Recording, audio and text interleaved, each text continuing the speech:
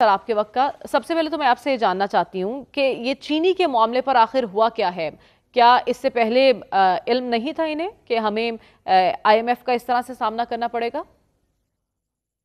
सो मरियम, ये जो चीनी का मामला है ये सिग्निफाई करता है कि पाकिस्तान में मैक्रो स्टेबिलिटी जो कि अथॉरिटीज़ कह रही हैं हासिल करना जब भी आईएमएफ की इंगेजमेंट होती है, और क्योंकि ये 24वीं इंगेजमेंट है आईएमएफ के साथ, आसान होता है और आ हम्म। जाता है। और दुनिया का डेटा रिसर्च भी यही कहती है। सो अथॉरिटीज़ यहाँ तक बिल्कुल सही कह रही हैं कि एक मैक्रो स्टेबिलिटी जिसके जुज जो आपने अभी क्लिप सुनाया उसमें मौजूद हैं वो आ गई हैं।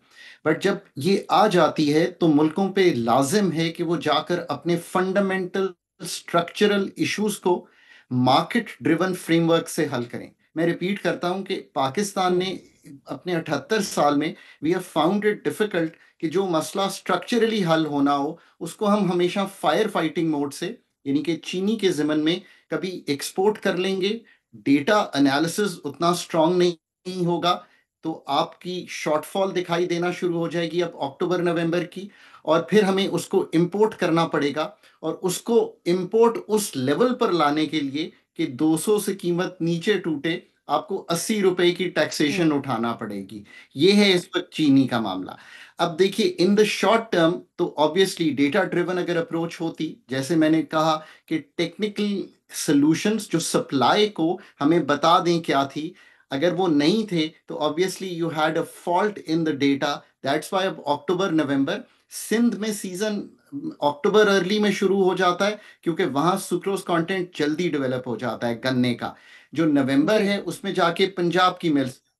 सो शॉर्ट रन सोल्यूशन क्या है इसका? Here's the short run solution, and that is कि आप मिल्स से सप्लाई इंश्योर करें, और जो सिंध की मिलें हैं उनको अर्ली अक्टूबर में चला लें ताकि ये शॉर्टफॉल जो है डोमेस्टिकली हैंडल की जा सके। लेकिन सर अब अगर डेटा 50,000 मैट्रिक टन एक्यूरेटली, चीनी दरामद करने का नजरसानी टेंडर जो है वो भेजा गया है, इससे क्या कोई आपको लगता है बेहतरी आएगी और कीमतों को कंट्रोल किया जा सकता है इससे? इससे अगेन डिपेंड करता है। आपके दो कॉवेनेंट्स हैं आईएमएफ के साथ। पहला कॉवेनेंट ये कहता है कि आप हम्म। डिस्टॉर्शंस नहीं करेंगे in the taxation of import and sales tax. क्योंकि हुकूमत ने इंपोर्ट टैक्सेस भी उठा दिए हैं और सेल्स टैक्स भी उठा दिया है। अब 0.25% एक टैक्स रह गया है, वो तो सिर्फ इसलिए है कि ताकि बताया जा सके कि कितनी चीनी आई है। 50,000 टन एक सिग्नलिंग जरूर करेगा। और चूंकि अब मिल्स कह रही हैं कि हम वाफिर देखते हैं इन टर्म्स ऑफ जो स्टॉक है इस वक्त, तो अगर अर्ली शुरू कर लेंगे तो ये हम्म। हल हो जाएगा। बट ये again, this is again a fire fighting mode of handling this year after year. ये कोई पहली बार तो नहीं है मरियम कि हम ये गुफ्तगू कर रहे होंगे। 10 साल में मेरा ख्याल है 5 दफा ये एग्जैक्टली। गुफ्तगू हुई होगी। तो इसका सोल्यूशन क्या है? और ये हर फिर हुकूमत वही में मैं हमें बात, ऐसा इशू फेस करना पड़ता है। So if it's not relative to any particular government, then हम इसको कॉन्स्पिरेसी थ्योरी में नहीं ले जा सकते कि जी उन्होंने ये किया इन्होंने ये किया। सो द थ्योरी इज कि हम चूंकि जो इश्यूज हैं उनको, उनके जो स्ट्रक्चर्स हैं उनको ठीक नहीं करते, तो ये इश्यूज बार बार खड़े होना हम्म। शुरू हो जाते हैं। इसका क्या मतलब है? देखिए, एग्जैक्टली। अगर आप पाकिस्तान में यील्ड्स नहीं बेहतर करेंगे ना अपनी क्रॉप्स की, तो कोई सूरत नहीं है ऐसी कि चीनी की कीमत में स्टेबिलिटी या वो वर्ल्ड कंपेटिटिव हो। ये सबसे ज्यादा जरूरी है। हम्म। नंबर दो, अगर आप मिलों को ये नहीं कहेंगे कि वो डाइवर्सिफाई करें एथेनॉल में, बगास में, दूसरे एरियाज में, ताकि एक जिसे कहेंगे ना वो कंग्लोमरेट्स बन सकें, चीनी ज्यादा मिकदार में बनाएं, उनकी प्राइसिंग कम हो और वो हम्म। एक्सपोर्ट करने के भी काबिल। नंबर तीन, डीरेगुलेट करें मार्केट को। लेकिन आप क्यों बार बार आज चक्कर से में 6 माह पड़ते हैं पहले कि यही कहा जा रहा था कि हमारे पास चीनी वाफर तादाद में मौजूद है, वाफर मिकदार में, इसलिए तो बरामद करने का फैसला किया गया। अब ऐसा क्या हो गया कि हमें दरामद करनी पड़ी है? 6 माह में ऐसा क्या हो गया? जो तीसरी बात, डीरेगुलेट करें मार्केट को, ये इंपोर्ट एक्सपोर्ट के चक्कर में मत पड़े। Let the private sector determine this. But चूंकि कीमत आपकी नीचे आ जाएगी by doing the yields, by improving mills operations, तो आप दुनिया में एक्सपोर्ट भी कर रहे होंगे और इंपोर्ट भी कर रहे होंगे, और टैक्सेस की मद में आप कमी हम्म। कर सकते हैं as you move forward in a blanket manner, in a phased manner. और चौथी बात कि एक आप तो 6 माह कंपेटिटिव पहले जो मार्केट, फैसला किया गया था काबीना की जानिब से चीनी बरामद करने का, क्या वो दुरुस्त था या नहीं? देखिए ना, वो तो इस तरह दुरुस्त नहीं साबित हुआ कि जो चीनी के स्टॉक टेकिंग है, जो आपको पाकिस्तान शुगर मिल्स एसोसिएशन देती है, जिस पे बेस करके ये फैसला हम्म। किया गया कि हमें शॉर्टफॉल अक्टूबर में नहीं होगा, पर अब ये लगता है कि इंपोर्ट करनी पड़ी है, तो ऑब्वियसली आदादो शुमार नहीं ठीक थे। सो ये चौथी बात बड़ी इंपॉर्टेंट है कि तो उनको आपको ठीक लगता है करने के ये लिए। हकीकी बहरान है, या आप इसको खुद साख्ता बहरान भी कह सकते हैं, क्योंकि कार्टल्स एक्टिव हैं और जखीरा अंदोज एक्टिव हैं, और अपने मुनाफे के लिए ऐसा भी तो हो सकता है कि इस बहरान को पैदा किया गया हो।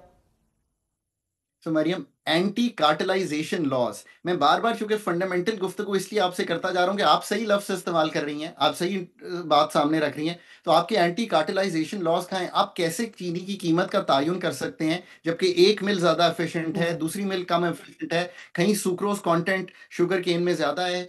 सो मिलों को जब एक्सपोर्ट की इजाजत मिलती है, वो क्यों मिलती है? कि जी मुल्क में ग्लट है, यानी कि हम्म। मुल्क में सप्लाई साइड ज्यादा आ गई एग्जैक्टली। है, हमें इजाजत दें ताकि हम बाहर भेजें। क्यों बाहर भेजें मरियम?